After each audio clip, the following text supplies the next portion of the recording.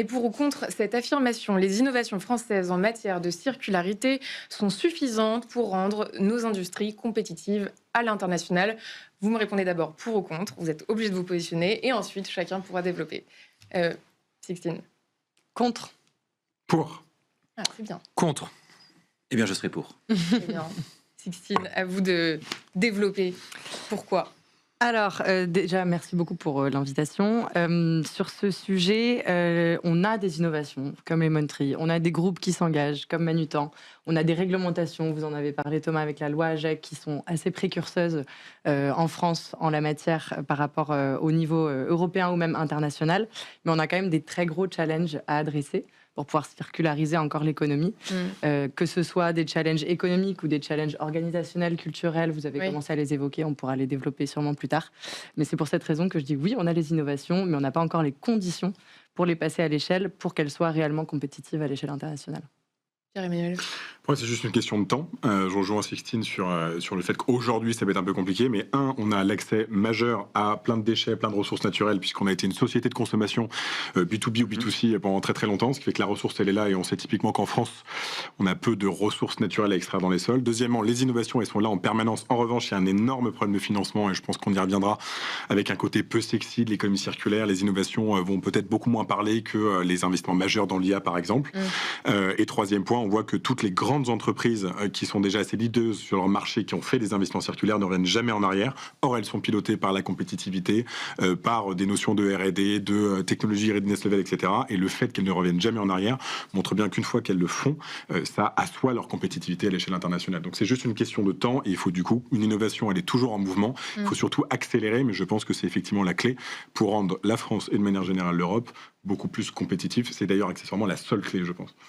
Augustin.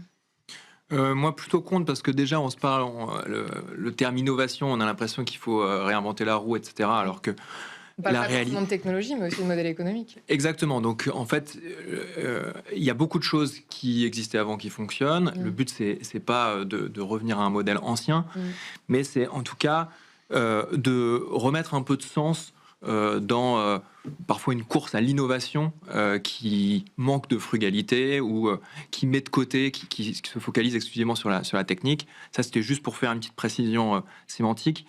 Et la raison pour laquelle je suis contre, c'est que la question, elle parle de compétitivité mondiale. Et on voit qu'aujourd'hui, il y a encore trop souvent une prime au vice. L'économie circulaire, c'est aussi pas mal lié à la matière. Tant qu'on a... on va dire, des énergies fossiles qui ne payent pas le vrai prix. Parce que la réalité, c'est que la destruction des écosystèmes, l'émission de CO2, ça n'est pas incorporé dans le vrai prix de ces matières-là. Et donc, on a du mal, en étant vertueux, à être compétitif. Et sur ce sujet de compétitivité, est-ce que c'est suffisant? Je dis non.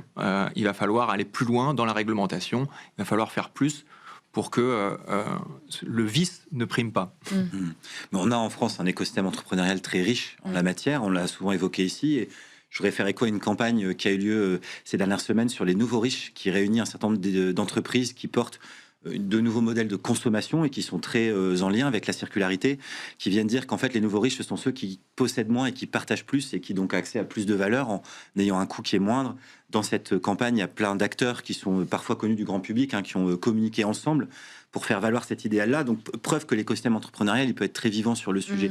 Ce qui nous manque peut-être, c'est que, à la différence d'autres pays, et bon, Pierre-Emmanuel évoquait les gisements de ressources existants dans un pays comme le nôtre, qui est une société de consommation assez intensive, on a néanmoins une chance, c'est que notre pays il est moins touché que d'autres par des grandes pénuries qui peuvent être liées à plein de problèmes que peuvent être les conséquences du dérèglement climatique par exemple, mais pas que. Et il est clair que dès lors qu'un pays est confronté à une pénurie très importante, tout d'un coup, le fléchage financier se réoriente pour soutenir des filières circulaires puisque les gisements neufs n'existent plus.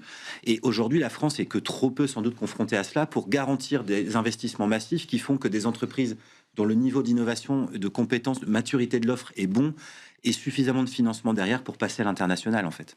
Pour rebondir là-dessus en 2 secondes, complètement d'accord.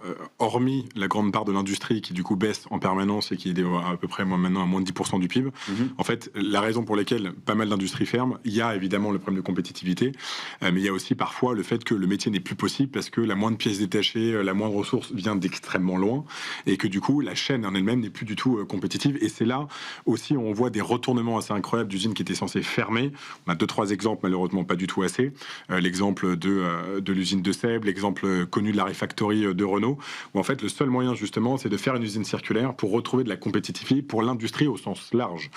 Puisqu'effectivement, je te rejoins là-dessus. Le dernier petit point, pour rebondir aussi sur ce que disait Augustin, c'est que ces innovations ne pourront pas du tout être compétitives sur le long terme sans ce que tu évoquais, effectivement, le prix, un prix juste. Et pourquoi j'étais plutôt pour, c'est qu'il y a des mécanismes qui commencent et qui, à mon avis, vont payer sur le long terme. Le mécanisme d'ajustement carbone aux frontières qui commence là en janvier 2026, qui est pour l'instant très très limité, mais qui peut faire très très mal à certains modèles qui, effectivement, ont la prime au vice. Il y a certaines entreprises, exactement. Et certaines entreprises qui ont commencé à calculer, même effectivement dans leur PNL, c'est encore très rare, le vrai prix, on va dire, notamment de l'empreinte carbone. C'est cette trajectoire-là qui est essentielle et qui permettra peut-être à un moment donné de faire en sorte que ces modèles circulaires soient les seuls rentables. Peut-être pour compléter, au-delà de la compétitivité, il y a un enjeu très fort pour les entreprises de robustesse, de résilience de leur modèle d'affaires et de leur chaîne d'approvisionnement.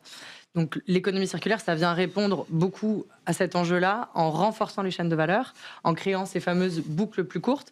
Et là, comme signal faible positif, on voit quand même les industriels qui reposent sur une industrie avec une extraction de matières premières, le cuivre, l'aluminium, des matières premières stratégiques et ou critiques, qui ont pris conscience de cet enjeu-là avec différentes crises géopolitiques, économiques, des tensions sur des approvisionnements avec de la disponibilité de matières sur laquelle on commence à se questionner. Et donc, nous, on observe chez Circulaire que ces industriels-là commencent vraiment à intégrer l'économie circulaire, non pas comme un must-have qui pourrait être dans des sujets un peu à part par rapport au business, mais vraiment au cœur de l'opérationnel. Comment est-ce qu'on en fait un enjeu de performance vraiment et de robustesse ?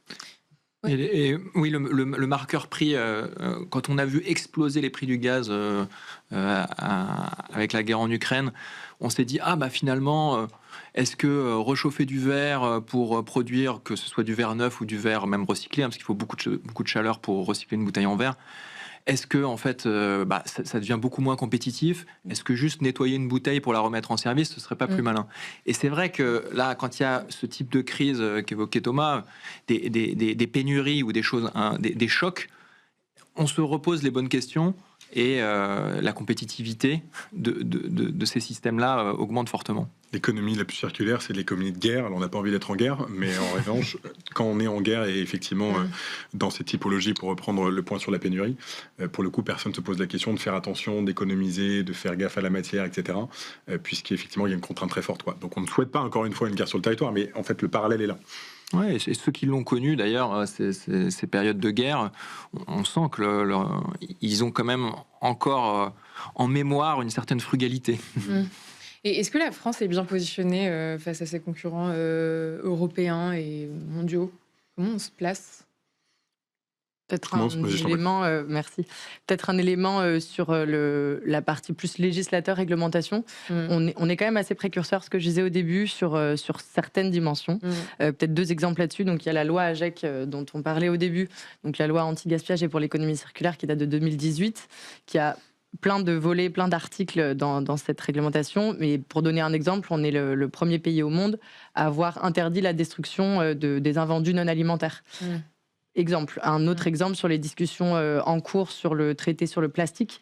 On fait partie du groupe de pays avec d'autres pays comme le Rwanda, par exemple, qui militent non pas juste pour le recyclage du plastique, mais vraiment la réduction de l'utilisation du plastique. Donc, c'est quelques exemples. Évidemment, il faut aller beaucoup plus loin, notamment sur le fléchage des subventions. Et c'est un message, évidemment, que les entreprises portent sur l'accompagnement des investissements qu'elles peuvent faire. Comment est-ce qu'elles peuvent être cofinancées, accompagnées, que ce soit les grandes entreprises d'ailleurs ou évidemment les porteurs de solutions qui ont des capacités d'investissement qui sont moindres et qui ont plus de mal à démontrer aussi la capacité d'emprunt auprès des banques. Donc ils ont besoin d'avoir des carnets de commandes remplis, ils ont besoin d'avoir des grandes entreprises qui leur font confiance et des cofinancements comme on en trouve déjà aujourd'hui, mais qui sont clairement pas au niveau de ce qu'on pourrait avoir besoin. Pour rebondir sur la partie économique, la question est hyper intéressante parce qu'en fait, on est incapable d'y répondre. Contrairement à d'autres secteurs, le PIB, ou que certains vont appeler le PIC, c'est par exemple produit intérieur circulaire, c'est pas un concept proposé par Clément Chenu, en fait, n'est pas mesurable aujourd'hui en l'état de nos finances publiques, de l'INSEE, etc., puisque c'est un peu technique, mais les entreprises qui font de la circularité n'appartiennent pas à un secteur spécifique. En fait, il y en a partout. On a uniquement... Alors, il faut penser par secteur. Est-ce qu'il y a des secteurs où on est plus en avance que d'autres? Je peux vous répondre, il y a ce secteur, on est plus en avance parce qu'il y a une idée assez macro. Donc oui, typiquement dans les mobilités, on a quand même avec Renault, avec Armaris Auto, avec Stellantis, dans les batteries, dans le mobilier, dans l'IT, etc. Mais c'est pas bien quantifié quand l'entreprise n'est pas uniquement sur la circularité. Typiquement, on connaît le chiffre d'affaires de Back Market ou de Lemon Tree qui ne font que de la circularité, mais c'est pas représentatif suffisamment. Et c'est un gros problème politique, puisque très souvent, quand un secteur l'emporte d'un point de vue un peu lobbying, au sens positif du terme, pour dire, voilà, il y a des financements, c'est parce qu'il est capable de prouver qu'il va générer beaucoup d'emplois, beaucoup de chiffre d'affaires. Et donc, c'est un combat important d'être capable de mesurer ça pour justement montrer que c'est un secteur sérieux. Comme l'économie sociale et solidaire est capable de le faire, tout le monde connaît à peu près 10% ou un peu plus. Il y a certaines industries importantes, comme l'audiovisuel ou autres, à certains moments, qui ont su passer à l'échelle en montrant le pouvoir d'un point de vue économique. D'un point de vue européen, on sait que les Pays-Bas sont plutôt en avance, que les pays nordiques ont plutôt une grande sensibilité sur la matière, sur le design. Et la seule chose qu'on a à disposition, c'est le rapport qu'évoquait Thomas sur le taux de circularité à l'échelle mondiale qu'on a avec une ONG, aussi un dispatch au niveau national. Cette ONG qui est néerlandaise dit que, par exemple, ce sont les Pays-Bas qui ont le taux de circularité le plus important. Je pense qu'ils ont potentiellement raison, mais voilà, c'est les limites de l'exercice. C'est pas une donnée macro, c'est pas l'OCDE, c'est pas et ça, pour le coup, encore une fois, c'est essentiel pour pouvoir faire un bon plaidoyer. Et moi, si je peux rajouter quelque chose sur le sujet déchets, qui est effectivement le secteur que je connais le mieux. Côté européen, on fanfaronne quand même pas trop. En France, on a beaucoup de pays autour de nous qui sont bien plus avancés, à tel point qu'on est aussi taxé par l'Europe sur la gestion de certains déchets, particulièrement le plastique. C'est 1,5 milliard d'euros que l'Europe inflige 1,5 milliard d'euros d'amende à la France parce que notre taux de recyclage du plastique est trop faible. Donc évidemment, il y a des progrès à faire et justement, inspirons-nous de nos voisins qui, sur certains segments, ont 10-15 ans d'avance. Grande longueur d'avance, oui. Sixtine, et après on passera au débat. Oui, je voulais juste rebondir sur le point sur le chiffre d'affaires circulaire. Je pense que c'est un point super important. Il y a quelques entreprises qui ont commencé à le faire volontairement, de elles-mêmes produire le chiffre de leur chiffre d'affaires circulaire. Il y a l'exemple de Decathlon, par exemple, qui a une croissance de son chiffre d'affaires circulaire de l'année dernière sur cette année ou les années d'avant, je ne sais plus, de 10%, qui représente maintenant à peu près 3% de son chiffre d'affaires. Donc ça commence à être conséquent pour un groupe de cette taille-là. Et nous, on a une coalition sur l'industrie circulaire, donc avec des grands industriels, Seb, Legrand, Thales, Safran, Alstom, etc. L'objectif de l'année prochaine, ça va être de mesurer leur chiffre d'affaires circulaire. Et donc, on aura un état des lieux, alors pas représentatif de l'ensemble de l'économie française, ni du secteur industriel français ou européen, mais sur ces entreprises-là, déjà de savoir d'où elles partent, en fait. Qu'est-ce qu'on considère aussi comme un chiffre d'affaires circulaire, parce qu'on n'a pas forcément toujours la même vision et les mêmes partis pris sur ce qui serait circulaire ou pas. Donc ça va être l'objectif des travaux de 2026 de cette coalition industrie circulaire. Donc ça pourrait être un bon point de départ des discussions. Et il y aura un grand, je suis sûr, waouh. En fait, il y a quelque chose à chaque fois quand on va dire, mais vous vous rendez pas compte ce que c'est que la circularité. Les gens qui vont le découvrir pour la première fois, et notamment dans le monde politique, c'est ah bon, c'était ça. Et moi, j'ai hâte d'avoir le résultat parce que je pense que ça va choquer en fait. Et c'est très bien. Gardez-en sous le pied, on passe au débat.